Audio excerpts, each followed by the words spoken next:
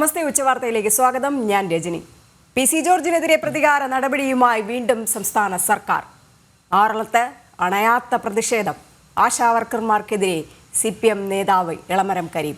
നോക്കാം പ്രധാന തലക്കെട്ടുകൾ. ജനൻ ഡിബേറ്റിലെ പരാമർശത്തിന്റെ പേരിൽ PC-ക്കെതിരെ പ്രതികാര നടപടിയുമായി പോലീസ്. PC-യെ കസ്റ്റഡിയിൽ വേണമെന്ന് കോടതിയിൽ. ആരോഗ്യ പ്രശ്നങ്ങളുണ്ടെന്ന് പി.സി. ജോർജ്. പി.സി. ജോർജിനെ സർക്കാർ വേട്ടയാടുന്നുവെന്ന് BJP.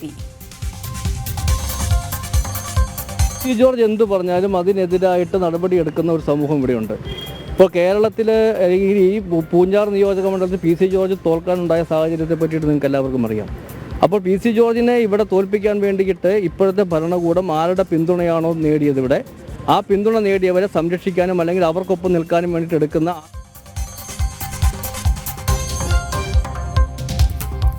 ബംഗ്ലാദേശിന് മുന്നറിയിപ്പുമായി വിദേശകാര്യമന്ത്രി S. ജയശങ്കർ. ഭാരതവുമായി ഏതു തരത്തിലുള്ള ബന്ധമാണ് ആഗ്രഹിക്കുന്നതെന്ന് വ്യക്തമാക്കണം. ഇടക്കാല സർക്കാരിലെ ചില നേതാക്കളുടെ പ്രതികരണങ്ങൾ അടിസ്ഥാനരഹിതവും പരിഹാസ്യവുമെന്നും ജയശങ്കർ.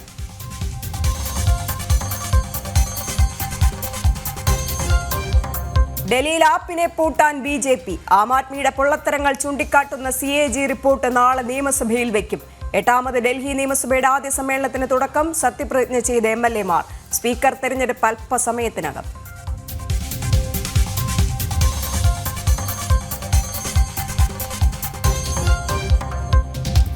BJP സർക്കാർ ഫാസിസ്റ്റാണെന്ന് പറഞ്ഞിട്ടേയില്ലെന്ന് AK ബാലൻ. രാജ്യത്ത് ഫാസിസം വന്നെന്നും പറഞ്ഞിട്ടില്ല. വാർത്തയായത് പാർട്ടിക്കുള്ളിൽ ചർച്ച ചെയ്യാനുള്ള കരട് രാഷ്ട്രീയ പ്രമേയം. വിയോജിപ്പുള്ളവർക്ക് അത് ചൂണ്ടിക്കാട്ടാമെന്നും ബാലൻ. CPM-ന് നിലപാട് തിരുത്തേണ്ടി വരുമെന്ന് ബിനോയ് വിശ്വം.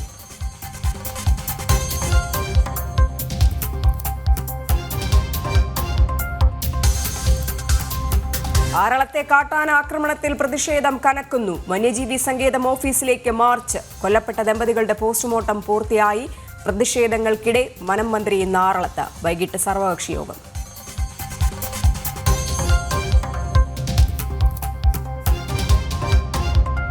അതിജീവന സമരം നടത്തുന്ന ആശാവർക്കർമാരെ അധിക്ഷേപിച്ച് CPM. പെമ്പിളെ ഒരുമ സമരം പോലെയെന്ന് എളമരം കരീം.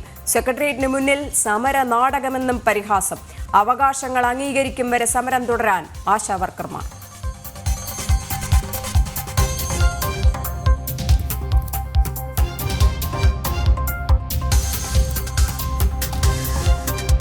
മാർപ്പാപ്പയുടെ ആരോഗ്യനില ഗുരുതരം. ഓക്സിജൻ നൽകുന്നത് തുടരുന്നു. രോഗം വൃക്കകളുടെ പ്രവർത്തനത്തെ ബാധിച്ചു. ആശുപത്രി മുറിയിലിരുന്ന് ഞായറാഴ്ച പ്രാർത്ഥനയിൽ മാർപ്പാപ്പ പങ്കെടുത്തതായി വത്തിക്കാൻ.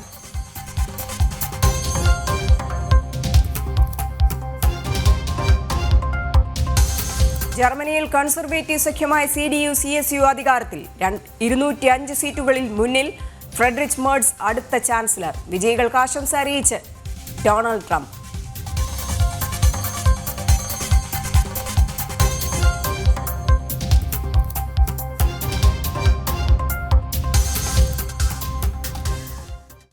പിണറായി സർക്കാരിന്റെ പ്രതികാര നടപടി പി.സി. ജോർജിനോട് തുടരുക തന്നെയാണ്. ജനൻ ഡിബേറ്റിലെ പരാമർശത്തിൽ പി.സി. ജോർജിനെ കസ്റ്റഡിയിൽ ആവശ്യപ്പെടും. രാത്രി വരെയാണ് കസ്റ്റഡിയിൽ ആവശ്യപ്പെടുക. കോടതിയിൽ ഹാജരായ പി.സി. ജോർജിനെ റിമാൻഡ് ചെയ്യണമെന്നും കസ്റ്റഡി അനിവാര്യമാണെന്നുമായിരുന്നു പ്രോസിക്യൂഷൻ നിലപാട്. കേസ് കോടതി ഉടൻ വീണ്ടും പരിഗണിക്കും. 2 മണിക്കുള്ളിൽ റിപ്പോർട്ട് നൽകണമെന്ന് കോടതി പോലീസിനോട് നിർദ്ദേശിച്ചിരുന്നു.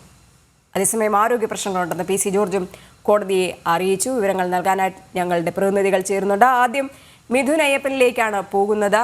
മിഥുൻ, DYSPയോട് പറഞ്ഞിട്ടുണ്ടായിരുന്നു 10 മണിക്ക് കോടതിയിൽ ഹാജരാകും എന്നുള്ള ഒരു കാര്യം അടക്കം.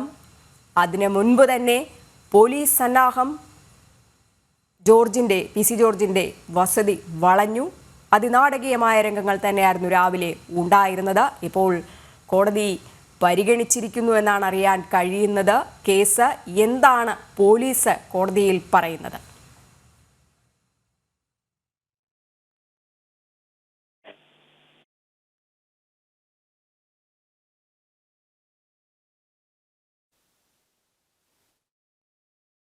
മിഥുന് കേൾക്കാമെന്ന് കരുതുന്നു. എന്തായാലും പി.സി. ജോർജ്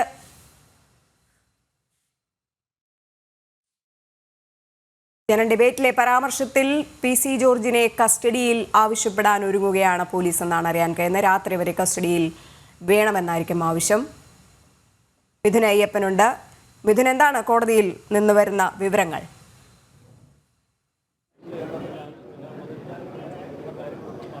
കോടതി പ്രാഥമികമായി പി സി ജോർജ് ഹാജരായതിനു ശേഷം പോലീസിന്റെ റിപ്പോർട്ട് ആവശ്യപ്പെട്ടിരിക്കുന്നു എന്നുള്ളതാണ് ഏറ്റവും പ്രധാനപ്പെട്ട കാര്യം. അത് കസ്റ്റഡി അപേക്ഷയടക്കമുള്ള കാര്യങ്ങളുടെ ഒരു നടപടിക്രമങ്ങളുടെ ഭാഗമായാണ് ഇത്തരം ഒരു നീക്കം. പ്രധാനമായും ഇതുമായി ബന്ധപ്പെട്ട് പി സി ജോർജിനെ കസ്റ്റഡിയിൽ വാങ്ങുന്നതുമായി ബന്ധപ്പെട്ടുള്ള പോലീസ് റിപ്പോർട്ടാണ് ആവശ്യപ്പെട്ടിരിക്കുന്നത്. ഈ റിപ്പോർട്ടിന്റെ അടിസ്ഥാനത്തിലായിരിക്കും ഇനി കൂടുതൽ കസ്റ്റഡി അടക്കം എത്ര ദിവസത്തേക്കാണ് കസ്റ്റഡി അല്ലെങ്കിൽ റിമാൻഡ് അടക്കമുള്ള കാര്യങ്ങളിലേക്ക് കോടതി തീരുമാനമെടുക്കുക. ഇപ്പോൾ നമുക്ക് ലഭ്യമാകുന്ന സൂചനകൾ അനുസരിച്ച് ഇന്ന് രാത്രി വരെ കസ്റ്റഡിയിലേക്കുള്ള ആവശ്യപ്പെടുന്നു എന്നുള്ളതാണ് നമുക്കിപ്പോൾ ലഭ്യമാകുന്ന വിവരം. പ്രാഥമികമായി ചോദ്യം ചെയ്തതിന് ശേഷം ഇന്ന് രാത്രി തന്നെ മജിസ്ട്രേറ്റ് മുമ്പിൽ ഹാജരാക്കും എന്ന ആവശ്യമാണ് അല്ലെങ്കിൽ എന്ന നിലപാടാണ് ഇപ്പോൾ പോലീസ് സ്വീകരിച്ചിരിക്കുന്നത് എന്നാണ് മനസ്സിലാക്കാൻ സാധിക്കുന്നത്. ഇപ്പോൾ 2 ദിവസത്തേക്ക് വരെ കസ്റ്റഡിയിൽ ആവശ്യപ്പെടാനുള്ള സാധ്യതയും നിലനിൽക്കുന്നുണ്ട്. ഏതായാലും അത് പോലീസ് ഇപ്പോൾ നൽകുന്ന റിപ്പോർട്ടിന് ശേഷം 2 മണിക്ക് വരുന്ന റിപ്പോർട്ടിന് ശേഷം നമുക്ക് മനസ്സിലാക്കാൻ സാധിക്കുമെന്നുള്ളതാണ്. ഒപ്പം തന്നെ ഈ ചില തെളിവെടുപ്പ് അടക്കമുള്ള നടപടിയിലേക്ക്, അതായത് പി സി ജോർജ് ഇത്തരത്തിൽ ഈ വിവാദ പരാമർശ കേസിനാസ്പദമായിട്ടുള്ള ചർച്ചയിൽ പങ്കെടുത്ത ലാപ്ടോപ്പ് പിടിച്ചെടുക്കാനുള്ള നീക്കം പോലീസ് നടത്തുന്നു എന്നുള്ളതാണ് ഏറ്റവും പ്രധാനപ്പെട്ട കാര്യം. അങ്ങനെയെങ്കിൽ അത്തരത്തിലുള്ള നടപടിയിലേക്ക് ഈ പി സി ജോർജിനെ കസ്റ്റഡിയിൽ വാങ്ങിയതിന് ശേഷമായിരിക്കും പോലീസ് നീങ്ങുക എന്നാണ് നമുക്ക് മനസ്സിലാക്കാൻ സാധിക്കുന്നത്. അതോടൊപ്പം തന്നെ ഇപ്പോൾ തൻ്റെ ആരോഗ്യസ്ഥിതിയെ സംബന്ധിച്ച് കോടതിയെ ധരിപ്പിക്കാനുള്ള ശ്രമവും പി സി ജോർജ് നടത്തുന്നുണ്ട്. തൻ്റെ ആരോഗ്യ നില സംബന്ധിച്ച റിപ്പോർട്ട് കോടതിയെ സമീപിച്ചിട്ടുണ്ട്. മെഡിക്കൽ റിപ്പോർട്ടുകൾ കോടതിയെ സമർപ്പിക്കുന്നുണ്ട്. അത് ഇത്തരത്തിൽ കോടതി കേസ് പരിഗണിക്കുന്നതിൻ്റെ ഭാഗമാണ്. അതെല്ലാം ഏതാണ്ട് വർഷങ്ങളായി താൻ രാത്രിയിൽ ഓക്സിജന്റെ സപ്പോർട്ടോട് കൂടിയാണ് ഉറങ്ങുന്നതടക്കമുള്ള കാര്യങ്ങൾ പി സി ജോർജ് തൻ്റെ മെഡിക്കൽ റിപ്പോർട്ട് കോടതിയെ സമർപ്പിക്കുന്നുണ്ട് എന്നുള്ളതാണ്. ഇക്കാര്യങ്ങളെല്ലാം പരിഗണിച്ചുകൊണ്ടായിരിക്കും കോടതി ഒരു നിലപാടിലേക്ക് എത്തുക. കോടതിക്ക് മുമ്പിൽ 3 കാര്യങ്ങളാണ് ഈ വിഷയത്തിൽ എടുക്കാൻ ഇപ്പോൾ നിലവിൽ കഴിയുക. ഒന്ന്, റിമാൻഡിൽ വിടുക എന്നുള്ളതാണ്.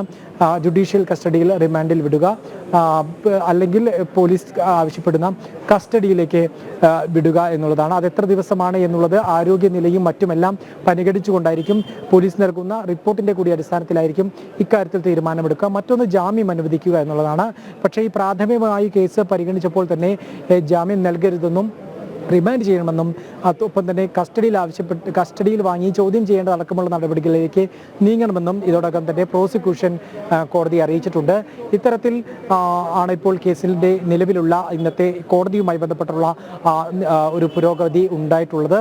ഇനിയിപ്പോൾ 2 മണിക്ക് വീണ്ടും കോടതി ചേർന്ന് ഈ പോലീസ് റിപ്പോർട്ട് കൂടി പരിഗണിച്ചതിന് ശേഷം കസ്റ്റഡി അടക്കമുള്ള കാര്യങ്ങളിലേക്ക് എന്താണ് തുടർ നടപടികൾ എന്നുള്ള കാര്യത്തിലേക്ക് നീങ്ങുമെന്നുള്ളതാണ് ഏറ്റവും പ്രധാനപ്പെട്ട കാര്യം. അതാണ് ഇപ്പോൾ നിലവിൽ ഇതുവരെയുണ്ടായ കോടതിയിലെ ഒരു പുരോഗതി എന്നുള്ളത്. മറ്റൊന്ന്, നമുക്ക് ഇന്ന് എന്ന രീതിയിലേക്ക് ഇപ്പോൾ നീങ്ങുന്നത്, ഇപ്പോൾ പി സി ജോർജ് ഇപ്പോൾ കോടതിയിൽ നിന്ന് പുറത്തേക്ക് എത്തിയിട്ടുണ്ട് എന്നുള്ളതാണ്. പി സി ജോർജ് കോടതിക്ക് പുറത്തേക്ക് വരികയാണ്. എന്തായാലും പോലീസ് റിപ്പോർട്ട് സമർപ്പിക്കുവാൻ ഒരുങ്ങുകയാണ്. കോടതിക്ക് പുറത്തേക്ക് വരുന്ന ദൃശ്യങ്ങളാണ് നമ്മൾ തത്സമയം കണ്ടുകൊണ്ടിരിക്കുന്നത്. ജനൻ ടി വിയിലൂടെ പ്രേക്ഷകർ കണ്ടുകൊണ്ടിരിക്കുന്നത്. ജനൻ ടി വിയിലെ പരാമർശത്തിലായിരുന്നു കേസ് എടുത്തിട്ടുണ്ടായിരുന്നത്. എന്തായാലും ഇപ്പോൾ നേരിട്ട് ഹാജരായിരിക്കുകയാണ് പി സി ജോർജ് ഈരാറ്റുപേട്ട കോടതിയിൽ. 2 മണിക്ക് വീണ്ടും കേസ് പരിഗണിക്കാനിരിക്കുന്നു. മിഥുൻ, പി സി ഇപ്പോൾ പുറത്തേക്ക് വരുന്ന ദൃശ്യങ്ങളാണോ നമ്മൾ കാണുന്നത്?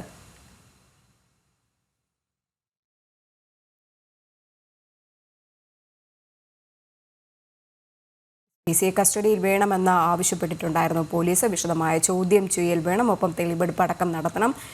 ഈ ചാനൽ ചർച്ചയിലെ പരാമർശം നടത്തിയ ആ ലാപ്ടോപ്പ് അടക്കം പിടിച്ചെടുക്കണം എന്നുള്ളൊരാവശ്യമൊക്കെ തന്നെ പോലീസ് ഉന്നയിക്കുന്നുണ്ട്. 2 മണിക്കാണ് ഈ കോടതി പോലീസിൻ്റെ ഈ ഒരു വാദമൊക്കെ തന്നെ കേൾക്കുക. അതിനുശേഷമായിരിക്കും നടപടികൾ എടുക്കുന്നതെന്നാണ് നമുക്ക് അറിയാൻ കഴിയുക. മിഥുൻ പറഞ്ഞതുപോലെ തന്നെ 3 ഓപ്ഷനുകളുണ്ട്. ഒന്ന് കസ്റ്റഡിയിൽ വിടുക, അല്ലെങ്കിൽ ജാമ്യം നൽകുക. മിഥുൻ ഉണ്ട്. മിഥുൻ, ഇപ്പോൾ പുറത്തേക്ക് ഇറങ്ങിയോ പി സി ജോർജ്?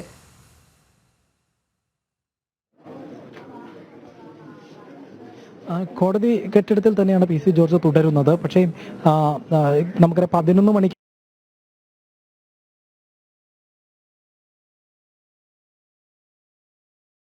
ഫോൺ സംഭാഷണത്തിൽ ചെറിയ പ്രശ്നങ്ങളുണ്ട്. എന്തായാലും ഇപ്പോൾ കോടതിയിൽ തന്നെയാണ് പി സി ജോർജ്, കോടതി കെട്ടിടത്തിനുള്ളിൽ തന്നെയാണ് പി സി ജോർജ് ഉള്ളത്.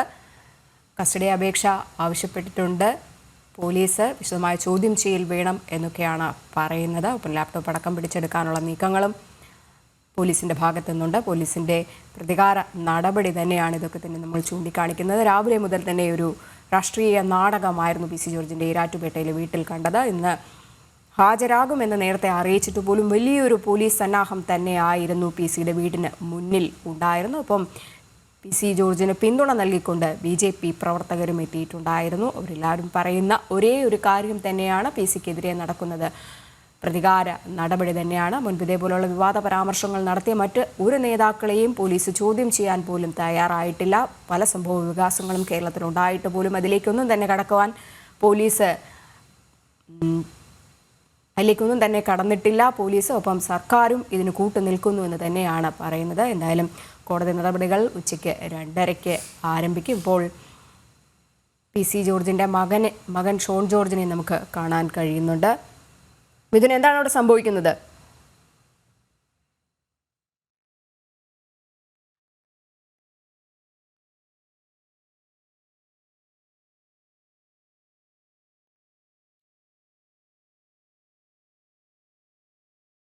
എന്തായാലും ജനന്റെ പേരിലെ പരാമർശത്തിൽ പി സി ജോർജിനെ കസ്റ്റഡിയിൽ ആവശ്യപ്പെടുവാൻ ഒരുങ്ങുകയാണ് പോലീസ്. രാത്രി വരെ കസ്റ്റഡിയിൽ ആവശ്യപ്പെടുവാനായിരിക്കും നീക്കം. കോടതിയിൽ ഹാജരായ പി സി ജോർജിനെ റിമാൻഡ് ചെയ്യണമെന്നും കസ്റ്റഡി അനിവാര്യമാണെന്നുമായിരുന്നു പ്രോസിക്യൂഷന്റെ നിലപാട്. ഇപ്പോൾ നിഷ കൂടെ ചേരുന്നുണ്ട്.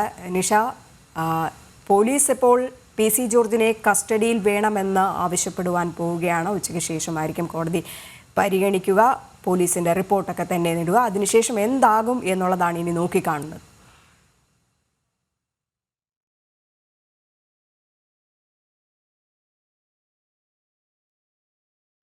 ശേഷമായിരിക്കും ഇനി പി സി ജോർജിന്റെ കേസ് കോടതി വീണ്ടും പരിഗണിക്കുക. അതിനുള്ളിൽ തന്നെ പി സി ജോർജിന്റെ ആരോഗ്യനില സംബന്ധിച്ച റിപ്പോർട്ട് ഹാജരാക്കണം. പോലീസ് പി സി ജോർജിനെ കസ്റ്റഡിയിൽ ആവശ്യപ്പെട്ടിട്ടുണ്ട്. ഇന്ന് രാത്രി വരെ പോലീസ് കസ്റ്റഡിയിലാണ് ആവശ്യപ്പെട്ടിരിക്കുന്നത്. വിശദമായ മൊഴി രേഖപ്പെടുത്തേണ്ടതുണ്ട്. അതുകൊണ്ട് തന്നെ പോലീസ് കസ്റ്റഡിയിൽ വേണമെന്ന ആവശ്യം കോടതിയെ അറിയിച്ചിട്ടുണ്ട്. ഈ കാര്യങ്ങളൊക്കെ എന്തായാലും പി സി ജോർജിന്റെ ആരോഗ്യ നില എന്താണെന്നുള്ള റിപ്പോർട്ട് കൂടി പരിഗണിച്ച ശേഷമായിരിക്കും ഇനി എന്താണ് വേണ്ടത്, കസ്റ്റഡിയിലാണോ റിമാൻഡാണോ എന്നുള്ള കാര്യത്തിലൊക്കെ തീരുമാനമെടുക്കേണ്ടത്.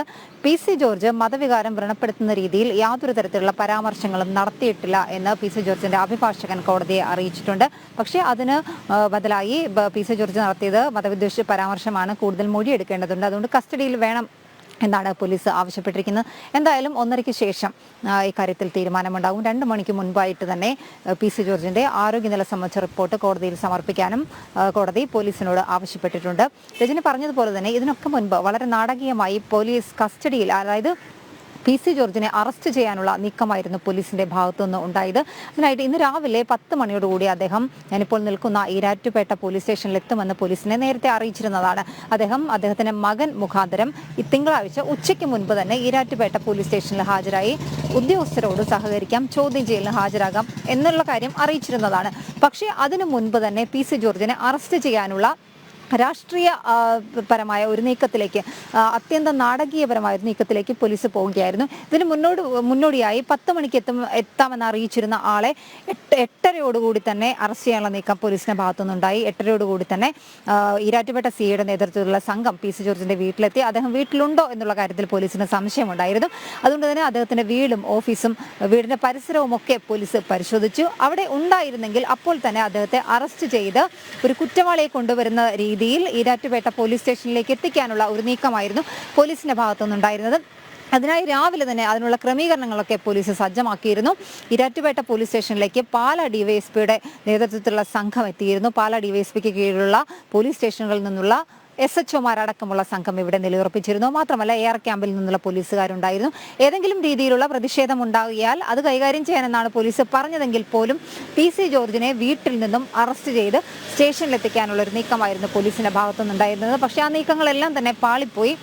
അദ്ദേഹം 11 മണിക്ക് ശേഷം മജിസ്ട്രേറ്റ് കോടതിയിൽ കീഴടങ്ങി. മജിസ്ട്രേറ്റിന് മുൻപാകെ അദ്ദേഹം ഹാജരായി. ഇനി എന്തായാലും ഉച്ചയ്ക്ക് 1:30 ശേഷം കേസ് വീണ്ടും പരിഗണിക്കും. അദ്ദേഹത്തിന്റെ ആരോഗ്യനില സംബന്ധിച്ചുള്ള റിപ്പോർട്ടുകളും അദ്ദേഹത്തിന്റെ അഭിഭാഷകന്റെ വാദവും ഒക്കെ കേട്ട ശേഷമായിരിക്കും കോടതി പി സി ജോർജിന്റെ കാര്യത്തിൽ തീരുമാനത്തിലേക്ക് പോവുക. കസ്റ്റഡിയാണോ റിമാൻഡാണോ എന്നുള്ള കാര്യങ്ങളൊക്കെ അതിനുശേഷമായിരിക്കും തീരുമാനിക്കുക. രജനി. ശരി, എന്തായാലും മിഥുനിലേക്ക് കൂടെ പോവുകയാണ്. മിഥുൻ, നേരത്തെ പി സി പുറത്തേക്ക് വരുന്നു എന്ന് പറഞ്ഞിട്ടുണ്ടായിരുന്നു. മിഥുൻ, ഇപ്പോൾ എന്താണ് അവിടെ നടക്കുന്നത്?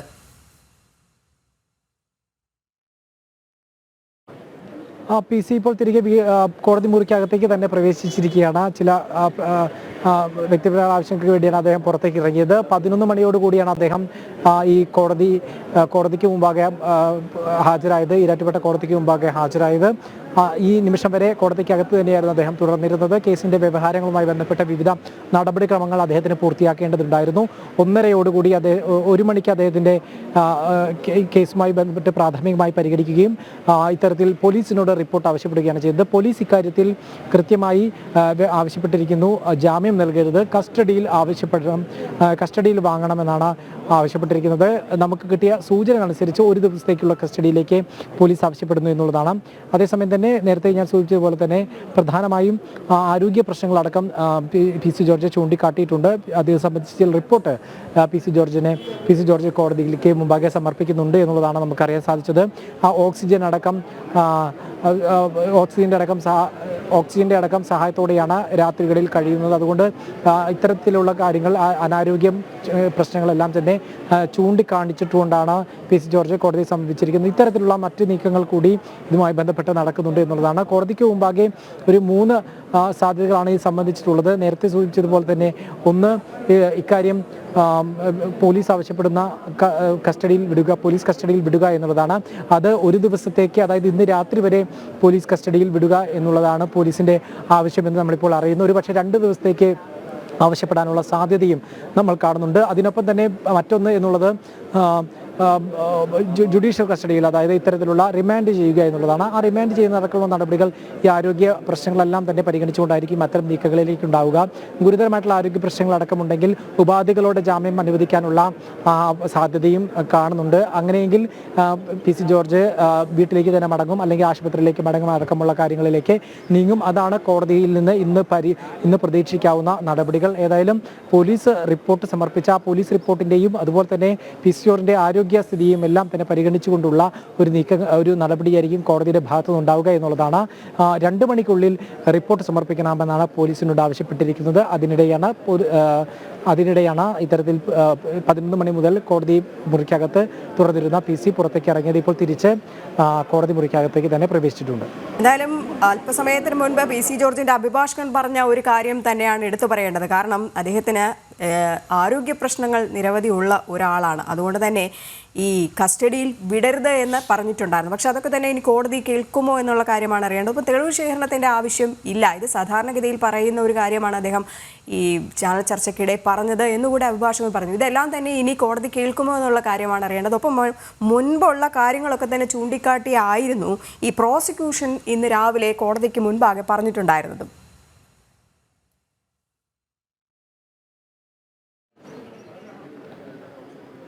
തീർച്ചയായിട്ടും പ്രോസിക്യൂഷൻ ഇക്കാര്യത്തിൽ സ്വീകരിച്ചിരിക്കുന്ന നിലപാട് എന്ന് പറയുന്നത് PC ജോർജിന്റെ ജാമ്യം നിഷേധിക്കുന്ന തരത്തിലേക്കുള്ള നടപടിയിലേക്ക് നീങ്ങണമെന്നുള്ളതാണ്. പ്രധാനമായും മുൻപുണ്ടായിരുന്ന ഹൈക്കോടതിയുടെ ചില നിരീക്ഷണങ്ങളുണ്ടായിരുന്നു. PC ജോർജുമായി ബന്ധപ്പെട്ടിട്ടുള്ള മറ്റു പല കേസുകളിൽ, മുമ്പുണ്ടായിരുന്ന പല കേസുകളിൽ പല വിധത്തിലുള്ള നിർദ്ദേശങ്ങൾ കോടതി നൽകിയിരുന്നു. ആ നിർദ്ദേശങ്ങൾ ലംഘിക്കപ്പെട്ടു എന്നുള്ളതാണ് പ്രോസിക്യൂഷന്റെ പ്രധാനപ്പെട്ട വാദം.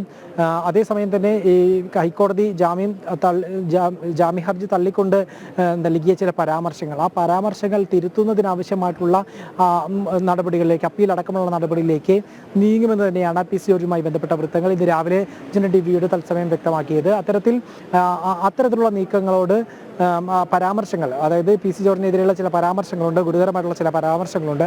ആ പരാമർശങ്ങൾ തിരുത്തുന്നതുമായി ബന്ധപ്പെട്ടുള്ള നീക്കങ്ങളിലേക്ക് നിയമപരമായി തന്നെ PC ജോർജ് നീങ്ങുമെന്ന് വ്യക്തമാക്കുകയുണ്ടായി. അത്തരത്തിൽ മുൻകാല കേസുകളുമായി ബന്ധപ്പെട്ട പരാമർശങ്ങളെല്ലാം ഉദ്ധരിച്ചുകൊണ്ടാണ് പ്രോസിക്യൂഷൻ ഇത് സംബന്ധിച്ച് വാദം നടത്തിയത്. പക്ഷേ കഴിഞ്ഞ ഹൈക്കോടതിയിലാകട്ടെ, പിന്നീട് നടന്ന കോട്ടയം മജിസ്ട്രേറ്റ് കോടതിയിലാകട്ടെ, ഈ നടന്നെല്ലാം ഈ മുൻകാല കേസുകളുടെ എല്ലാം മുൻനിർത്തിക്കൊണ്ടാണ്, അത്തരം കാര്യങ്ങൾ ഉദ്ധരിച്ചുകൊണ്ടായിരുന്നു പ്രോസിക്യൂഷന്റെ വാദം. കാരണം നിരന്തരമായിട്ട് ഇത്തരം പരാമർശങ്ങൾ PC ജോർജ് നടത്തുന്നതെന്നായിരുന്നു പ്രധാനപ്പെട്ട കാര്യം. പക്ഷേ ഇത് ഒരു നാക്കുപിഴയാണെന്നും ഇതിനു മുൻപ് PC ജോർജ് ഇതേ ചാനൽ ചർച്ചയിൽ തന്നെ ഈ വിവാദമായിരിക്കുന്ന ഈ പരാമർശം ഉന്നയിക്കുന്നതിന് തൊട്ടു മുമ്പ് നടത്തിയ പരാമർശങ്ങളെല്ലാം തന്നെ മുസ്ലിം ലീഗ് എന്ന പാർട്ടിയെ വിമർശിച്ചുകൊണ്ടായിരുന്നു. പിന്നീട് അടുത്ത വാചകത്തിലുണ്ടായ ഈ പ്രസ്താവന അത് മുസ്ലിങ്ങൾ എന്നായിപ്പോയി. അത് അത്തരത്തിലൊരു നാക്കുപിഴയാണ് ഇക്കാര്യത്തിൽ സംഭവിച്ചത് എന്നാണ് PC ജോർജ് എൻ്റെ അഭിഭാഷകൻ കീഴ്ക്കോടതികളിലും, അതായത് കോട്ടയം ജില്ലാ കോടതിയിലും അതുപോലെ ഹൈക്കോടതിയിലും എല്ലാം തന്നെ ഉന്നയിച്ചിരുന്ന വാദം. പക്ഷേ പ്രോസിക്യൂഷൻ്റെ വാദത്തിന് അനുകൂലമായിരുന്നു പിന്നീട് കോടതി നിലപാടെടുത്തത്. ഇപ്പോൾ എന്തായാലും വീണ്ടും ഈ കേസ് കോടതിക്ക് മുമ്പാകെ എത്തിയിരിക്കുകയാണ്. പ്രധാനമായും ഇപ്പോൾ ഉറ്റുനോക്കുന്നത് PC ജോർജിന് ജാമ്യം ലഭിക്കുമോ എന്നുള്ളതാണ്, അതോ കസ്റ്റഡിയിൽ വിടുമോ എന്നുള്ളതാണ്. ഏതായാലും നേരത്തെ ഞാൻ സൂചിപ്പിച്ച 3 സാധ്യതകളാണ് ഇനി കോടതിക്ക് മുമ്പിലുള്ളത്. ഈ 2 മണിയോട് കൂടി തന്നെ കോടതി വീണ്ടും ഈ കേസ് പരിഗണിച്ച് പോലീസ് നൽകുന്ന റിപ്പോർട്ടിൻ്റെ കൂടി അടിസ്ഥാനത്തിലും PC ജോർജിൻ്റെ ആരോഗ്യനില സംബന്ധിച്ച കാര്യങ്ങൾ കൂടി പരിഗണിച്ചായിരിക്കും കോടതി ഒരു തീരുമാനത്തിലെത്തുക. അല്പസമയത്തിനകം തന്നെ കോടതി വ്യവഹാരവുമായി ബന്ധപ്പെട്ട കൂടുതൽ വിശദാംശങ്ങൾ നമുക്ക് നൽകാൻ സാധിക്കും. ശരി. ഡിബേറ്റിലെ പരാമർശത്തിൽ PC ജോർജിനെ കസ്റ്റഡിയിൽ ആവശ്യപ്പെടാൻ ഒരുങ്ങുക തന്നെയാണ് പോലീസ്. രാത്രി വരെ കസ്റ്റഡിയിൽ ആവശ്യപ്പെടും. കോടതിയിൽ ഹാജരായ PC ജോർജിനെ റിമാൻഡ് ചെയ്യണമെന്നും കസ്റ്റഡി അനിവാര്യമാണെന്നുമായിരുന്നു പ്രോസിക്യൂഷൻ നിലപാട്. ഇപ്പോൾ കോടതിക്ക് മുൻപിൽ നിന്നും മിഥുൻ അയ്യപ്പൻ ചേരുന്നുണ്ട്. മിഥുൻ, ജനുവരി 5-നാണ് ഈ ഒരു കേസിനാസ്പദമായ ഒരു സംഭവം ഉണ്ടായത്. പിന്നീടുള്ള കാര്യങ്ങളൊക്കെ തന്നെ നമുക്കറിയാം. പക്ഷേ 2 ദിവസത്തിന് മുൻപ് തന്നെ PCയെ അറസ്റ്റ് ചെയ്യാൻ കച്ചകെട്ടി പോലീസ് PCയുടെ വീട്ടിലെത്തുന്ന വളരെ നാടകീയമായ രംഗങ്ങളാണ് നമ്മൾ കണ്ടത്. ഇന്നിപ്പോൾ ഈ കസ്റ്റഡി അപേക്ഷയും ആ രീതിയിൽ തന്നെ നമുക്ക് കാണേണ്ടി വരും. കാരണം ഇതുപോലെ മറ്റു പല ആളുകളും ഇതുപോലെ തന്നെ പരാമർശങ്ങൾ നടത്തിയിട്ടും അവർക്കെതിരെ ഒരു ചെറുവിരൽ പോലും അനക്കാനാകാതെ ഇരുന്ന സർക്കാരാണ് പിണറായി സർക്കാർ. അതുപോലെ തന്നെയാണ് പിണറായിയുടെ കീഴിൽ വരുന്ന പോലീസും. പിന്നെ എന്തുകൊണ്ട് PCയോട് മാത്രം ഈ രീതിയിലൊരു പെരുമാറ്റം എന്നാണ് വീണ്ടും ചോദിക്കുന്നത്.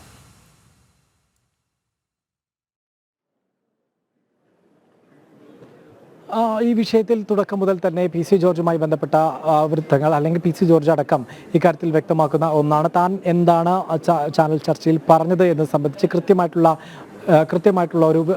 ഒരു ചിത്രം PC ജോർജ് വ്യക്തമാക്കിയിട്ടുണ്ട്. അത് ഈ വിവാദം ഉണ്ടാകുന്നതിന് തൊട്ട് പിറ്റേ ദിവസം തന്നെ ഇക്കാര്യത്തിൽ ഒരു വ്യക്തത PC ജോർജ് വരുത്തിയിട്ടുണ്ട് എന്നുള്ളതാണ്. ഞാൻ നേരത്തെ സൂചിപ്പിച്ചതുപോലെ തന്നെ ചാനൽ ചർച്ചയിലുണ്ടായ പ്രസ്താവന ഒരു വിഭാഗത്തെ അടച്ചാക്ഷേപിക്കുന്നതായിരുന്നില്ല, അവഹേളിക്കുന്നതായിരുന്നില്ല. മറിച്ച് അത് ഇത്തരത്തിൽ ഒരു നാക്കുപിഴയുടെ ഭാഗമായി ഉണ്ടായ ഒരു തെറ്റാണ്. അത്തരത്തിൽ ആ തെറ്റ് മനസ്സിലാക്കിക്കൊണ്ട് തന്നെ ഏതെങ്കിലും തരത്തിൽ അത്തരത്തിലുള്ളവർക്ക് അത് വിഷമമുണ്ടാക്കിയിട്ടുണ്ടെങ്കിൽ താൻ മാപ്പ് ചോദിക്കുന്നു എന്നുള്ളത് PC ജോർജ് പ്രസ്താവനയിലൂടെ വ്യക്തമാക്കുകയുണ്ടായി. സാമൂഹ്യ മാധ്യമങ്ങളിലൂടെ അത് പറയുകയുണ്ടായി. ഇതിൻ്റെ മുൻകൂർ ജാമ്യം പരിഗണിച്ച കോട്ടയം മജിസ്ട്രേറ്റ് കോടതിയിലും അതുപോലെ തന്നെ ഹൈക്കോടതിയിലും ഈ കാര്യങ്ങൾ ആവർത്തിക്കുകയുണ്ടായി. പക്ഷേ ഇതിന് ഈ ഒരു നാക്കുപിഴയെ വലിയ രീതിയിൽ രാഷ്ട്രീയവൽക്കരിച്ചുകൊണ്ട് അത്തരത്തിലാണ് എടുക്കാനാണ് എതിരാളികൾ, അതായത് രാഷ്ട്രീയ എതിരാളികൾ ശ്രമിച്ചത്. പ്രത്യേകിച്ച് ഗുരുതരമായിട്ടുള്ള വകുപ്പുകൾ ചുമത്തണമെന്നാവശ്യപ്പെട്ടുകൊണ്ട് മുസ്ലിം യൂത്ത് ലീഗ് ഈരാറ്റുപേട്ട കോടതിയിൽ പരാതി നൽകുകയാണ് ഉണ്ടായത്. മതസ്പർദ്ധ വളർത്തൽ, കലാപത്തിന് ആഹ്വാനം ചെയ്യൽ അടക്കമുള്ള ഗുരുതരമായ വകുപ്പുകൾ അദ്ദേഹത്തിനെതിരെ ചുമത്തിക്കൊണ്ടാണ് പോലീസ് കേസെടുത്തത്. പക്ഷേ ഈ കേസുമായി ബന്ധപ്പെട്ട് കേസെടുത്തതിന് പിന്നാലെ മുൻകൂർ ജാമ്യത്തിന് കോടതിയിൽ സമീപിക്കുകയും കേസുമായി സമ്പൂർണ്ണമായി സഹകരിക്കുന്ന ഒരു നിലപാട് PC ജോർജ് ഈ കാലയളവിലുടനീളം എടുക്കുകയാണ് ഉണ്ടായത്. ഈ മുൻകൂർ ജാമ്യം സാധ്യമായിട്ടുള്ള നിയമപരമായിട്ടുള്ള എല്ലാ സാധ്യതകളും തേടിക്കൊണ്ടായിരുന്നു PC ജോർജ് മുന്നോട്ട് പോയത്. അതിലാകട്ടെ ഈ കീഴ്ക്കോടതി ജാമ്യം നിഷേധിച്ചതിനെ തുടർന്ന് ഹൈക്കോടതിയെ സമീപിക്കുകയും ഹൈക്കോടതിയിൽ മാറ്റമില്ലാതെയും തുടർന്നതോടുകൂടി ഹാജരാകാനുള്ള ഒരു സന്നദ്ധത തന്നെയാണ്, പോലീസിന് മുന്നിൽ ഹാജരാകാനുള്ള സന്നദ്ധത തന്നെയാണ് ഇത്തരത്തിൽ PC ജോർജ് പ്രകടിപ്പിച്ചത്. പോലീസിൽ തിങ്കളാഴ്ച ഉച്ചയ്ക്ക് മുമ്പ് ഹാജരാകുമെന്നായിരുന്നു പോലീസിന് മുമ്പാകെ നൽകിയിരിക്കുന്ന കത്തിലൂടെ രേഖാമൂലം PC ജോർജ് നൽകിയിരുന്ന അറിയിപ്പ്. പക്ഷേ ഈ സ്വാഭാവികമായി ഹാജരാകേണ്ട നടപടിയിൽ നിന്ന് വ്യത്യസ്തമായി വലിയൊരു കാഹളം മുഴക്കാനുള്ളൊരു അല്ലെങ്കിൽ അത്തരത്തിലൊരു രംഗം ക്രിയേറ്റ് ചെയ്യാനുള്ള ഒരു ബോധപൂർവമായിട്ടുള്ള ശ്രമം പോലീസിൻ്റെ ഭാഗത്തു നിന്നുണ്ടായി എന്നുള്ളതാണ് BJP നേതൃത്വം ഇപ്പോൾ ഉന്നയിക്കുന്നത്. കാരണം ആദ്യഘട്ടത്തിൽ തന്നെ ഒരു മുദ്രാവാക്യമോ ഒരു പ്രകടനത്തിൻ്റെതായിട്ടുള്ള സ്വഭാവമോ അല്ലെങ്കിൽ ഒരു കൊടുത്തോരണങ്ങളോ പോലും ഉയരാത്ത ഇടത്ത് പ്രകടനം നടത്തരുത് എന്ന് പറഞ്ഞ് പോലീസ് എത്തുന്നു. ഒപ്പം തന്നെ PC ജോർജിൻ്റെ വീടിന് മുമ്പിൽ വലിയ രീതിയിൽ ഒരു ബസ് നിറയെ പോലീസ് എത്തുന്നു. അത്തരത്തിൽ വലിയൊരു രംഗം ക്രിയേറ്റ് ചെയ്യുന്ന സാഹചര്യത്തിലാണ് ഏതായാലും ഇനി പോലീസിന് മുമ്പിൽ ഹാജരാകേണ്ടതില്ല. പോലീസ് ഇത്തരത്തിൽ ഏകപക്ഷീയമായിട്ടുള്ള നടപടി സ്വീകരിക്കുന്നു. പലരെയും പ്രീണിപ്പിക്കാനും തൃപ്തരാക്കാനുമുള്ള ഒരു ശ്രമം പോലീസ് നടത്തുന്നുണ്ട്. അതുകൊണ്ട് തന്നെ പോലീസിന് മുന്നിൽ ഹാജരാക്കേണ്ടതില്ല എന്നുള്ള തീരുമാനത്തിലേക്ക് PC ജോർജ് എത്തുന്നത് അങ്ങനെയാണ് നേരത്തെ നിശ്ചയിച്ച പ്രകാരം പോലീസിന് മുന്നിൽ ഹാജരാകുക എന്നുള്ള കാര്യം മാറ്റിവെച്ച് കോടതിക്ക് മുമ്പിൽ ഹാജരാവുക എന്നുള്ള നിലയിലേക്ക് എത്തിയത്. അങ്ങനെയാണ് പൊടുന്നനെ 11 മണിയോടുകൂടി കോട്ടയം മജിസ്ട്രേറ്റ് കോടതിയിലെത്തുന്നത്. ഇപ്പോൾ ഞാൻ നേരത്തെ സൂചിപ്പിച്ച പ്രകാരമുള്ള ഇത്തരത്തിലുള്ള കോടതി നടപടിക്ക് വേണ്ടി കാത്തിരിക്കുന്നതും ഈ സാഹചര്യത്തിലാണ്. നേരത്തെ രജനി ചോദിച്ച ചോദ്യത്തിലേക്ക് എത്തുകയാണെങ്കിൽ BJP നേതൃത്വം വ്യക്തമാക്കുക ഇത് തന്നെയാണ്. എന്തുകൊണ്ട് PC ജോർജ്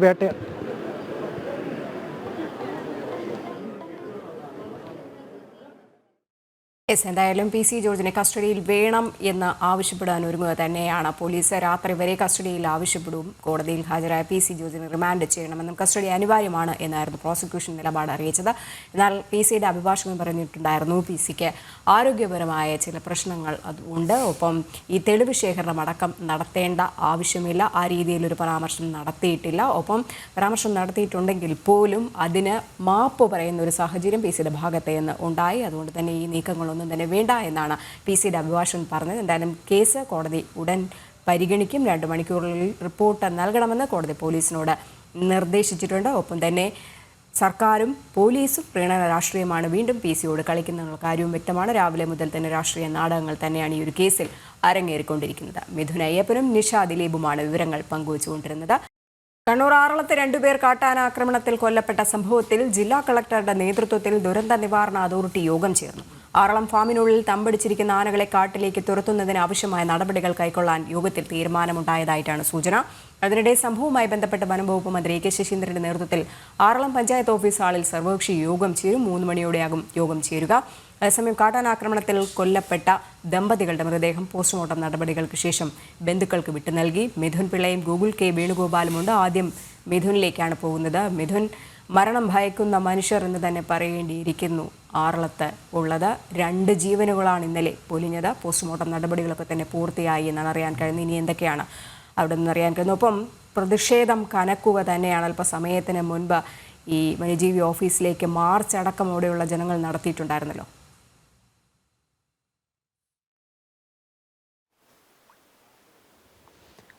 തീർച്ചയായും രജനി, വളരെ ദുഃഖകരമായൊരു സാഹചര്യത്തിലൂടെ തന്നെയാണ് ഈ ഒരു ആറളം മേഖല കടന്നു പോകുന്നതെന്ന് പറയാതെ വയ്യ.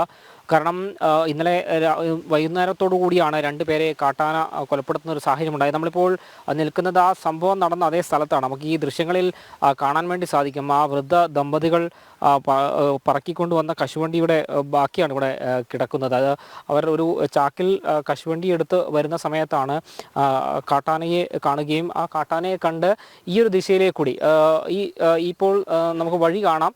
ആ വഴിയിലേക്ക് ഈ ഒരു വഴിയിലൂടെ അങ്ങോട്ടേക്ക് ഓടിപ്പോവുകയുമായിരുന്നു. എന്നാൽ പിന്നാലെ എത്തിയ കാട്ടാന ഈ വൃദ്ധ ദമ്പതികളെ പിടികൂടുകയും തുമ്പിക്കൈ കൊണ്ട് പിടികൂടി ഇവിടെ നിന്ന് ചവിട്ടി കൊല്ലുകയുമായിരുന്നു. നമുക്ക് ദൃശ്യത്തിൽ ഈ അവരുടെ വസ്ത്രത്തിൻ്റെയും ചെരുപ്പിൻ്റെയും ഒക്കെ ചെരുപ്പുമൊക്കെ നമുക്ക് ദൃശ്യത്തിൽ കാണാൻ വേണ്ടി സാധിക്കും. ഈ ഒരു സ്ഥലത്ത് വെച്ചിട്ടാണ് കാട്ടാനയുടെ ആക്രമണത്തിൽ 2 പേരും കൊല്ലപ്പെടുന്ന ഒരു സാഹചര്യം ഉണ്ടായിട്ടുള്ളത്. വളരെ വലിയൊരു പ്രതിഷേധമാണ് ഇതേ തുടർന്ന് ഇവിടെ ഉണ്ടാവുകയും ആ പ്രതിഷേധത്തിനൊടുവിൽ ഏതാണ്ട് ഇന്നലെ രാത്രി 12 മണിയോടുകൂടിയാണ് മൃതദേഹം ഈ ആശുപത്രിയിലേക്ക് മാറ്റാൻ ഈ നാട്ടുകാർ തയ്യാറായതുപോലും. ഇപ്പോഴും ആ ഒരു പ്രതിഷേധം നിലനിൽക്കുകയാണ്. പലയിടത്തായി ഇപ്പോൾ RRTയുടെ ഓഫീസിലേക്ക് ഉൾപ്പെടെ ആളുകൾ പ്രതിഷേധ മാർച്ചുമായി പോകുന്നതൊക്കെ നമ്മൾ അല്പം മുമ്പേ കണ്ടതാണ്. ഏതായാലും അല്പസമയം മുമ്പാണ് കണ്ണൂർ ജില്ലാ കളക്ടറുടെ നേതൃത്വത്തിൽ ഇവിടെ ഒരു ഈ യോഗം ചേരുകയും ആ യോഗം ഈ കാര്യങ്ങളൊക്കെ തന്നെ ചർച്ചയാവുകയും ചെയ്തിട്ടുണ്ട്. ഈ ആറളം ഫാമിൽ ജനവാസ മേഖലയിൽ തമ്പടിച്ചിരിക്കുന്ന കാട്ടാനകളെ കാട്ടിലേക്ക് തുരത്താനുള്ളൊരു ശ്രമം ഉണ്ടാകണമെന്നൊരു കാര്യങ്ങളൊക്കെ തന്നെ ഈ വിഷയങ്ങളൊക്കെ തന്നെ ചർച്ചയായതായിട്ടാണ് സൂചന. അതേസമയം ഇന്ന് വൈകുന്നേരം 3 മണിയോടുകൂടി കണ്ണൂരിലെത്തുന്ന വനം മന്ത്രി AK ശശീന്ദ്രൻ ആറളത്തെ പഞ്ചായത്ത് ഹാളിൽ വെച്ച് ഈ നിലവിലെ ആറളത്തെ സാഹചര്യങ്ങളൊക്കെ തന്നെ വിലയിരുത്തിക്കൊണ്ട് സർവകക്ഷി യോഗം വിളിച്ചു ചേർക്കുമെന്നും പറയപ്പെടുന്നുണ്ട്. നിലവിലെ ആ സാഹചര്യത്തിൽ ജനങ്ങളുടെ പ്രശ്നത്തിനൊരു ശാശ്വതമായ പരിഹാരമാണ് വേണ്ടത്. താൽക്കാലിക പരിഹാരങ്ങൾ ഒന്നും തന്നെ അവർക്ക് സ്വീകാര്യമല്ല. അത്തരമൊരു നടപടിയിലേക്ക് പോയി കഴിഞ്ഞാൽ വീണ്ടും ശക്തമായ പ്രതിഷേധ പരിപാടികൾ ആരംഭിക്കാൻ തന്നെയാണ് നാട്ടുകാർ തീരുമാനിച്ചിരിക്കുന്നത്. ഏതായാലും നിലവിൽ ഈ ആന ചവിട്ടിക്കൊന്ന 2 പേരുടെയും, അതായത് വെള്ളിയുടെയും അതുപോലെ തന്നെ ഭാര്യ ലീലയുടെയും മൃതദേഹങ്ങൾ പരിയാരം മെഡിക്കൽ കോളേജ് ആശുപത്രിയിൽ നിന്ന് പോസ്റ്റ്മോർട്ടം നടപടികൾക്ക് ശേഷം ബന്ധുക്കൾക്ക് വിട്ടു നൽകിയിട്ടുണ്ട്. 3 മണിയോടുകൂടി ആ മൃതദേഹങ്ങൾ ഇവിടെ എത്തുകയും ആറളത്ത് സംസ്കരിക്കുകയും ചെയ്യുമെന്നാണ് നമുക്ക് മനസ്സിലാക്കാൻ വേണ്ടി സാധിക്കുന്നത്. രജനി, മിഥുൻ നേരത്തെ ഈ വെള്ളിയുടെ മകൻ ശ്രീധരനോട് ചോദിച്ചിട്ടുണ്ടായിരുന്നു. അപ്പോൾ അദ്ദേഹം പറഞ്ഞ ഒരു കാര്യമുണ്ട്, എനിക്കിപ്പോൾ എൻ്റെ അച്ഛനെയും അമ്മയുമാണ് നഷ്ടമായത്, ഇനി എൻ്റെ മക്കൾക്ക് എന്നെ നഷ്ടമാകുമോ എന്നുള്ളൊരു പേടി അതുപോലെ അവിടെയുള്ള എല്ലാ ജീവനുകൾക്കുമുണ്ട്. അതിനു വേണ്ട ഒരു ശാശ്വത പരിഹാരമാണ് വേണ്ടത്, അല്ലാതെ പ്രഹസനമാകുന്ന യോഗങ്ങളല്ല.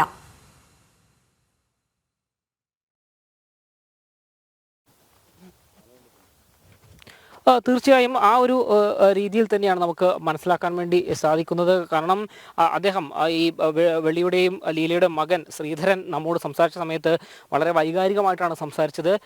കാരണം അദ്ദേഹത്തിൻ്റെ അച്ഛനെയും അമ്മയും നഷ്ടപ്പെട്ടു.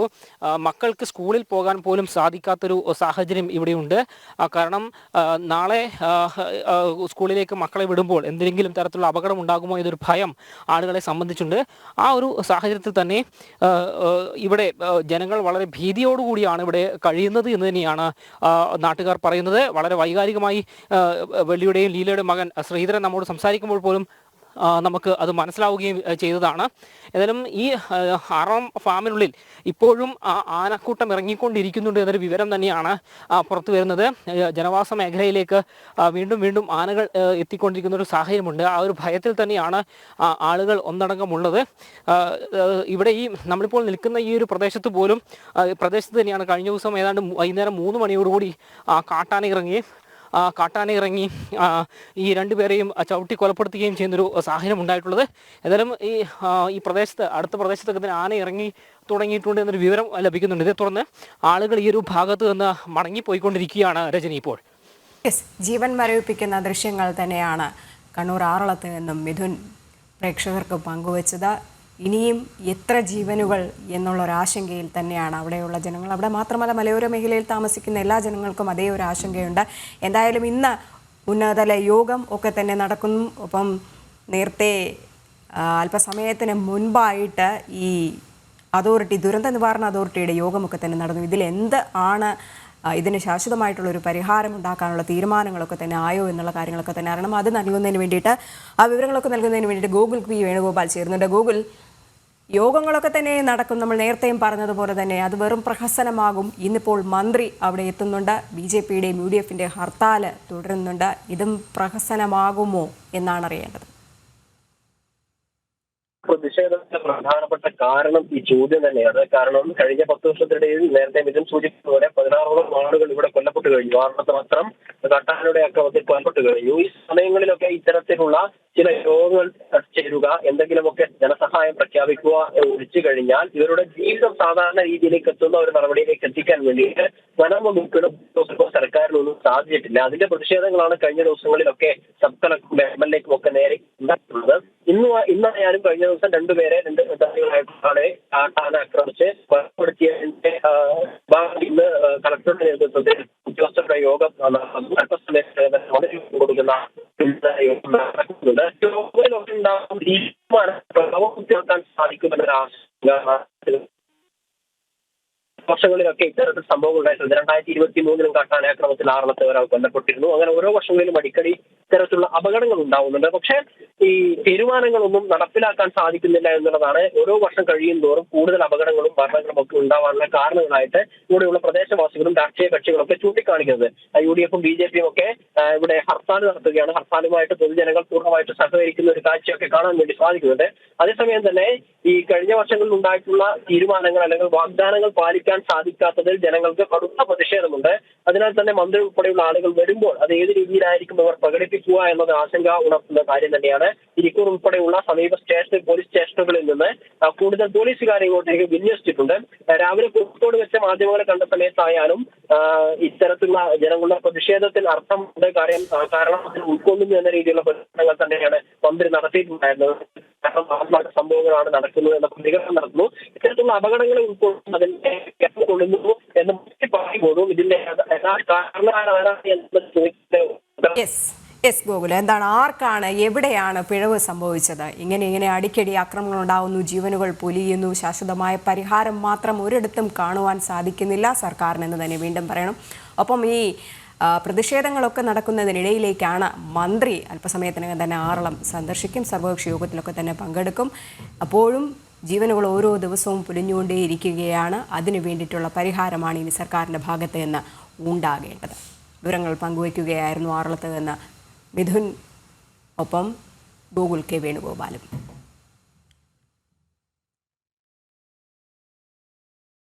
കാട്ടാനയെ ഭയന്ന് ജീവിക്കാൻ പോലുമാകാത്ത അവസ്ഥയിലാണ് കണ്ണൂർ ആറളം വനവാസി പുനരധിവാസ മേഖലയിലെ ജനങ്ങൾ. ആളുകൾ കൊല്ലപ്പെടുമ്പോൾ മാത്രമാണ് ഉദ്യോഗസ്ഥർ ഇങ്ങോട്ടേക്ക് വരുന്നതെന്നും അല്ലെങ്കിൽ ആരും ഇങ്ങോട്ടേക്ക് തിരിഞ്ഞു നോക്കാറില്ലെന്നും നാട്ടുകാർ പറയുന്നു. ആറളം ഫാമിന് പുറത്ത് സ്ഥലം കണ്ടെത്തി തങ്ങളെ മാറ്റി താമസിപ്പിക്കണമെന്നാണ് നാട്ടുകാരുടെ ആവശ്യം.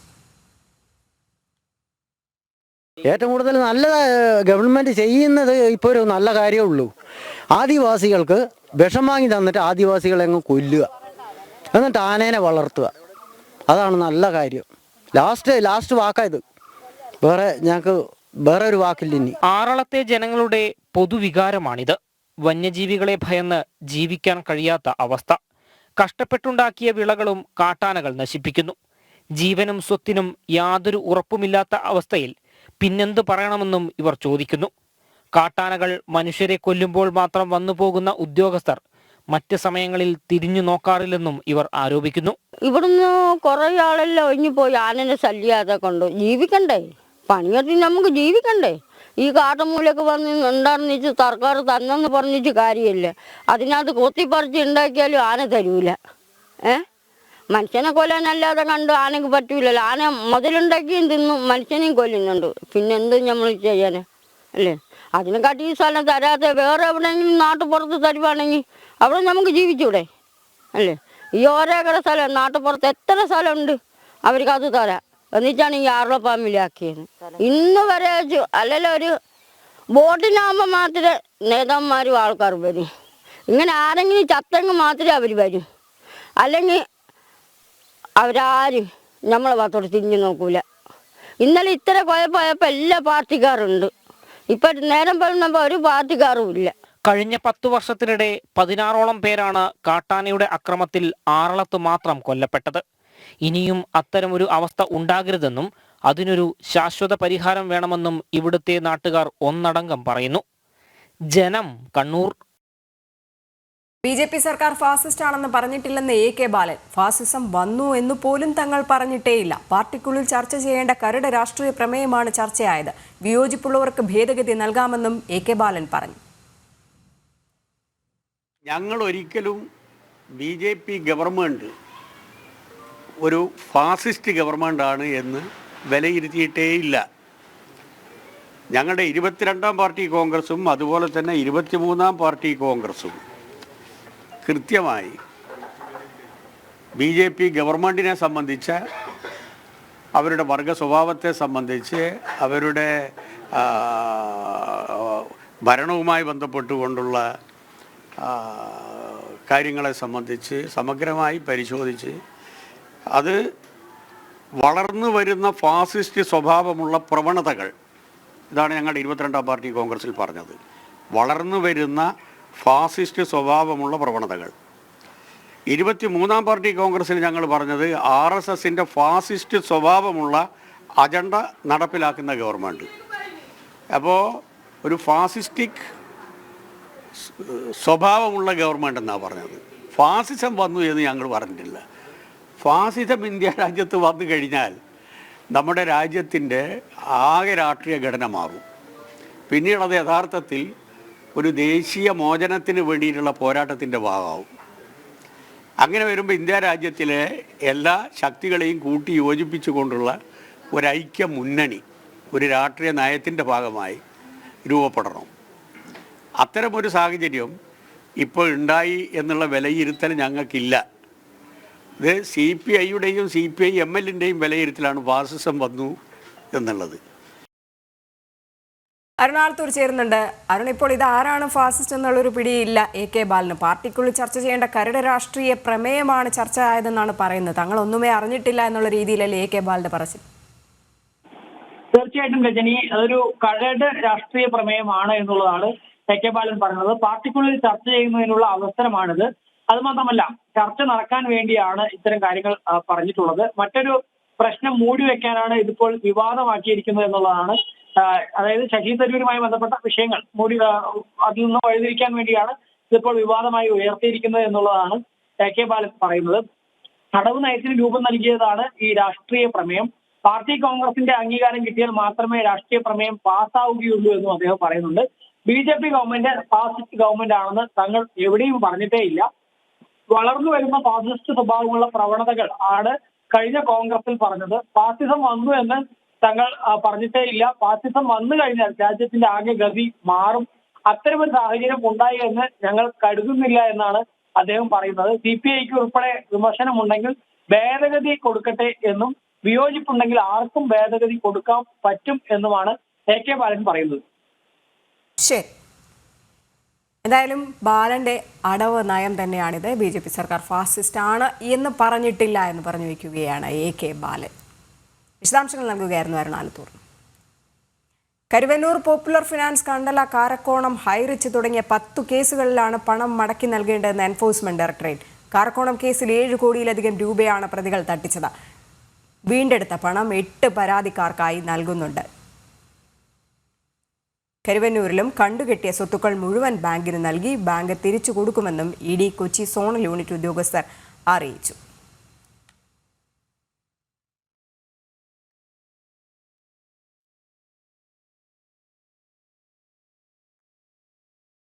ജിജീഷ് കരുണാകരൻ ചേരുന്നുണ്ട്. ജിജീഷ്, എന്തായാലും ഈ പണം മടക്കി നൽകി എന്ന് തന്നെയല്ലേ അല്പസമയത്തിന് മുമ്പ് ഈ വാർത്താ സമ്മേളനം നടത്തി ED ഉദ്യോഗസ്ഥർ പറഞ്ഞത്?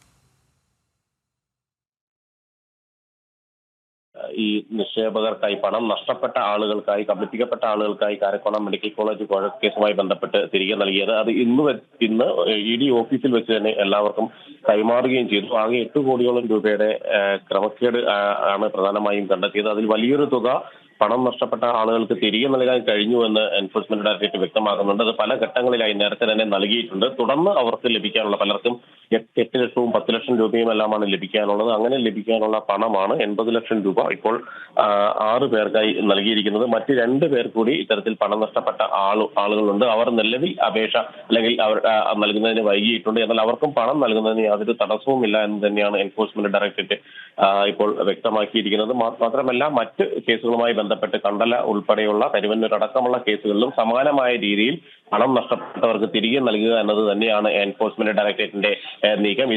ഇതിന്റെ ഭാഗമായി കണ്ടുകെട്ടിയ പിടിച്ചെടുത്ത സ്വത്തുക്കളെല്ലാം തന്നെ അതിൽ നിന്ന് പണം സമാഹരിച്ചുകൊണ്ട്, പണമായി കണ്ടുകെട്ടിയതാണെങ്കിൽ ആ പണം തിരികെ നൽകുക, സ്വത്തുക്കളാണെങ്കിൽ അത് ലേലം ചെയ്തടക്കം പണമാക്കി മാറ്റിയ ശേഷം വിതരണം ചെയ്യുക എന്നൊരു നടപടിയിലേക്ക് തന്നെയാണ് എൻഫോഴ്സ്മെന്റ് ഡയറക്ടറേറ്റ് ഇപ്പോൾ കണ്ടുകെട്ടിയിട്ടുള്ളത്. ഇത്തരത്തിൽ 10 കേസുകൾ, ഈ കരുവന്നൂർ, പോപ്പുലർ ഫിനാൻസ്, കണ്ടല, കാരക്കോണം, ഹൈറിച്ച് തുടങ്ങിയ 10 കേസുകളിലാണ് പണം മടക്കി നൽകാനുള്ള ഒരു നടപടിക്രമങ്ങൾ പൂർത്തിയായി വരുന്നത്.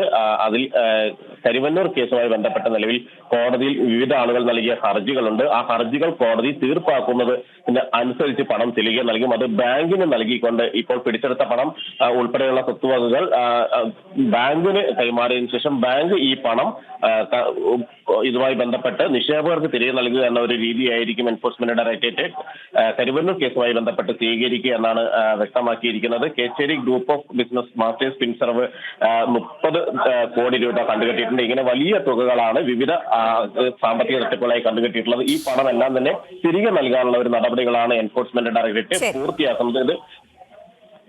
ജിജീഷാണ് വിവരങ്ങൾ പങ്കുവച്ചത്. അയ്യപ്പസ്വാമിയെയും കേരളത്തിന്റെ തനത് കലാരൂപമായ പുലികളിയെയും മൻ കി ബാത്തിൽ പരാമർശിച്ച് പ്രധാനമന്ത്രി നരേന്ദ്രമോദി. പ്രകൃതിയുമായും വന്യജീവികളുമായി ബന്ധപ്പെട്ട നിരവധി സാംസ്കാരിക നൃത്തരൂപങ്ങൾ ഭാരതത്തിൽ ഉണ്ടെന്ന് പരാമർശിച്ചായിരുന്നു പ്രധാനമന്ത്രിയുടെ വാക്കുകൾ. മനുഷ്യനും മൃഗങ്ങളും തമ്മിൽ സംഘർഷങ്ങളില്ലാതെ കഴിയുന്ന കർണാടകയിലെ BRT ടൈഗർ റിസർവിനെ കുറിച്ചും അവിടെ കടുവകളെ ആരാധിക്കുന്ന സോളിക ഗോത്ര ജനതയെക്കുറിച്ചും സൂചിപ്പിച്ചായിരുന്നു പ്രധാനമന്ത്രി പുലിവാഹനനായ അയ്യപ്പസ്വാമിയെയും മൻ കി ബാത്തിൽ പരാമർശിച്ചത്. ഭാരതത്തിലെ വന്യജീവികളുടെ വൈവിധ്യം മനോഹരമെന്ന് വിശേഷിപ്പിച്ച പ്രധാനമന്ത്രി വന്യജീവി സംരക്ഷണത്തിന് പ്രതിജ്ഞാബദ്ധമെന്ന സന്ദേശവും നൽകി. हमारे देवी देवताओं की सवारी के तौर पर भी देखे जाते हैं. मध्य भारत में कई जनजातियां बागेश्वर की पूजा करती हैं. महाराष्ट्र में वाघोबा के पूजन की परंपरा रही है. भगवान अयप्पा का भी बाघ से बहुत गहरा नाता है. सुंदरवन में बोन बीबी की पूजा अर्चना होती है, जिनकी सवारी बाघ है. हमारे यहाँ कर्नाटका के हुली वेशा, तमिलनाडु के पुली और केरला के पुलिकली जैसे ഭാരതത്തിന് മനോഹരമായ വന്യജീവി വൈവിധ്യമാണുള്ളത്. അയ്യപ്പ ഭഗവാന് പുലിയുമായി ആഴത്തിലുള്ള ബന്ധമാണുള്ളത്. മഹാരാഷ്ട്രയിൽ വാഗോബയെ ആരാധിക്കുന്ന പാരമ്പര്യമുണ്ട്. രോഗങ്ങളിൽ നിന്നും ദുരിതങ്ങളിൽ നിന്നും മുക്തി നേടാനായി മഹാരാഷ്ട്രയിലെ വാർഗി ജനത ആരാധിക്കുന്ന ദേവനാണ് വാഗോബ. പ്രകൃതിക്കും വന്യജീവികൾക്കും ഭാരതീയർ നൽകുന്ന പ്രാധാന്യത്തെയാണ് ഇത് അടിവരയിടുന്നത്. ഭാരതത്തിന്റെ ഓരോ ഭാഗത്തും പ്രകൃതിയോട് സംവേദനക്ഷമതയുള്ള ജീവികളാണുള്ളത്. ഈ ജൈവ വൈവിധ്യത്തെ സംരക്ഷിക്കേണ്ട ഉത്തരവാദിത്തം ഓരോരുത്തർക്കും ഉണ്ടെന്നും പ്രധാനമന്ത്രി ഓർമ്മിപ്പിച്ചു.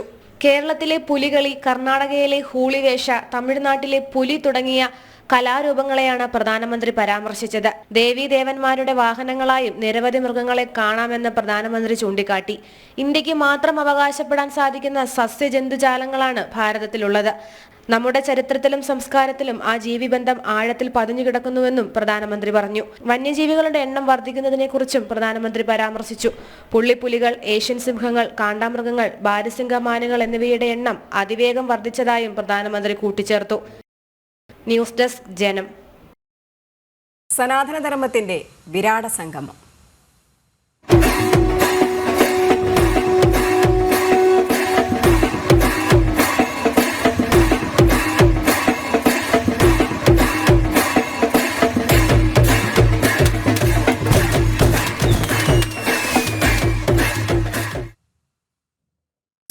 മഹാകുംഭമേളയുടെ പുണ്യം നുകർന്ന് ബോളിവുഡ് നടൻ അക്ഷയ് കുമാർ. കുംഭമേള അവസാനിക്കാൻ ദിവസങ്ങൾ മാത്രം ബാക്കി നിൽക്കെയാണ് താരം സ്നാനത്തിനെത്തിയത്. പ്രയാഗ്രാജിൽ തീർത്ഥാടകർക്കായി ഒരുക്കിയിരിക്കുന്ന സൗകര്യങ്ങൾക്ക് നന്ദി അറിയിക്കുന്നതായും അദ്ദേഹം പറഞ്ഞു. നേരത്തെ ബോളിവുഡ് താരങ്ങളായ അനുപം ഖേർ, വിക്കി കൗശാൽ, തമന്ന തുടങ്ങിയവരും മഹാകുംഭമേളയിൽ പങ്കെടുക്കാൻ എത്തിയിരുന്നു.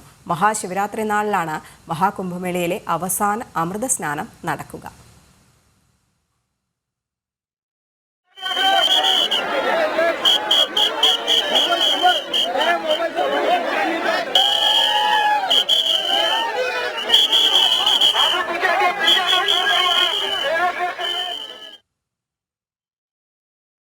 ചരിത്രത്തിൽ ആദ്യമായി വോട്ട് രേഖപ്പെടുത്തിയതിന്റെ ആവേശത്തിലാണ് ഛത്തീസ്ഗഡിലെ ഒരു ഗ്രാമം.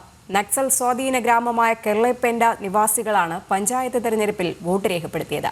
കനത്ത സുരക്ഷയിലായിരുന്നു പോളിംഗ്.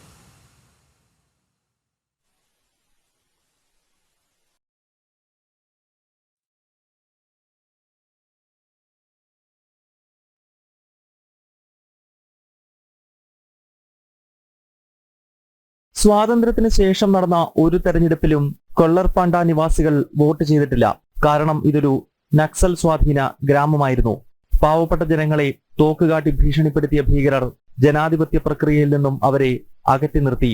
എന്നാൽ കൊർലപ്പാണ്ടയിലെ നിവാസികൾ ഇപ്പോൾ ചരിത്രത്തിന്റെ ഭാഗമാണ്. ഛത്തീസ്ഗഡിലെ പഞ്ചായത്ത് തെരഞ്ഞെടുപ്പിന്റെ 3ാം ഘട്ടത്തിൽ ഇവർ ജീവിതത്തിൽ ആദ്യമായി വോട്ട് ചെയ്തു. ഞങ്ങൾക്ക് വേണ്ടത് തൊഴിലും നല്ല ജീവിത സാഹചര്യവുമാണ്. അതിനാലാണ് വോട്ടിംഗിന്റെ ഭാഗമായതെന്ന് ഗ്രാമവാസികൾ ഒരുപോലെ പറയുന്നു. आज वोटिंग वगैरह भी अच्छी मतलब हो रहा है. जनसंख्या भी बहुत जमा हो चुके हैं वोटिंग के. यहाँ पहली बार वोटिंग हो रहा है. हाँ, पहली बार यहाँ वोटिंग वगैरह पहली बार हो रहा है. दोबारा ने उन लोग जनता भी नहीं समझते कि कैसा वोट डालना. को भी तो बोल ही रहे हैं लेकिन नहीं जानते. बोल चीखा दे रहे थोड़ा. पहली बार वोट डाल दिए इस साल से और अच्छा है मेरे को. गांव का आदमी को भी जमा करके. मैं अपने ग्राम केरलापेंडा पंचायत से बोल रहा हूँ. जो हमारे यहाँ वो पहले वोटिंग नहीं होता था. 75-16 के बाद जो हमारे यहाँ वोटिंग हो रहा है. जो पूरे पब्लिक आ रहे हैं, पूरा हर लोग आ रहे हैं एरिया से. यहाँ से और भी कम से कम मिनिमम 20-25 किलोमीटर है हमारे पंचायत पर. तो वो सारे गाँव वाले आ रहे हैं. पूरी तरह से उत्साह के साथ हमारे यहाँ वोटिंग हो रहा है. വോട്ടർമാരിൽ ഭൂരിപക്ഷവും സ്ത്രീകളാണ്. കേന്ദ്രസേനയുടെ നിരീക്ഷണത്തിലായിരുന്നു പോളിംഗ്. ഛത്തീസ്ഗഡിലെ നക്സൽ സ്വാധീനം കുറഞ്ഞു വരുന്നതിന്റെ സൂചനയാണിത്. അടുത്ത വർഷം മാർച്ചോടെ കമ്മ്യൂണിസ്റ്റ് ഭീകരതയെ രാജ്യത്ത് നിന്ന് തുടച്ചു നീക്കുമെന്നാണ് കേന്ദ്ര ആഭ്യന്തരമന്ത്രി അമിത്ഷായുടെ പ്രഖ്യാപനം. അടുത്തിടെ നടന്ന ലോക്സഭാ നിയമസഭാ തെരഞ്ഞെടുപ്പുകളിൽ ബസ്തർ, സുക്മ, ബിജാപൂർ തുടങ്ങിയ നക്സൽ സ്വാധീന മേഖലകളിലെല്ലാം കനത്ത പോളിംഗ് രേഖപ്പെടുത്തി. മുൻപ് മാവോയിസ്റ്റുകളുടെ ആഹ്വാനപ്രകാരം വോട്ടിംഗ് ബഹിഷ്കരിച്ചിരുന്ന ജനങ്ങളിപ്പോൾ പോളിംഗ് ബൂത്തിലേക്ക് ഇരച്ചെത്തുകയാണ്. ജനം, ഡൽഹി. ഇന്നത്തെ ഭാരതത്തിൽ ലോകം പ്രതീക്ഷ അർപ്പിക്കുന്നുവെന്ന് പ്രധാനമന്ത്രി നരേന്ദ്രമോദി. എല്ലാ മേഖലകളിലും രാജ്യം അതിവേഗത്തിൽ വളരുന്നു. വരും വർഷങ്ങളിലും അതിവേഗം വളരുന്ന സമ്പദ്വ്യവസ്ഥയായി ഭാരതം തുടരുമെന്ന് ലോകബാങ്ക് ചൂണ്ടിക്കാട്ടി. ലോകത്തിന്റെ ഭാവി ഭാരതത്തിലെന്ന് organisation for economic cooperation and development റിപ്പോർട്ടിൽ പറയുന്നു. ഭാരതത്തെ സൗരോർജ്ജത്തിന്റെ സൂപ്പർ പവറെന്ന് UN സംഘടന വിശേഷിപ്പിച്ചു. രാജ്യത്തെ ഓരോ നിക്ഷേപകന്റെയും ആത്മവിശ്വാസം ഇരട്ടിയായെന്നും പ്രധാനമന്ത്രി പറഞ്ഞു. മധ്യപ്രദേശിലെ ഭോപ്പാലിൽ സംഘടിപ്പിച്ച ആഗോള നിക്ഷേപക ഉച്ചകോടി പ്രധാനമന്ത്രി ഉദ്ഘാടനം ചെയ്തു. साथियों, भारत के इतिहास में ऐसा अवसर पहली बार आया है जब पूरी दुनिया भारत के लिए इतनी ऑप्टिमिस्टिक है। पूरी दुनिया में चाहे सामान्य जन हो, अर्थनीति के एक्सपर्ट हो, विभिन्न देश हो या फिर इंस्टीट्यूशन, सभी को भारत से बहुत आशाएं हैं। पिछले कुछ हफ्तों में जो कमेंट्स आए हैं वो भारत में हर इन्वेस्टर का उत्साह बढ़ाने वाले हैं। कुछ दिन पहले ही वर्ल्ड बैंक ने कहा है भारत आने वाले सालों में ऐसे ही दुनिया की फास्टेस्ट ग्रोइंग इकोनॉमी बना रहेगा. ഉച്ചവാർത്ത പൂർണ്ണമാകുന്നു. നമസ്തേ.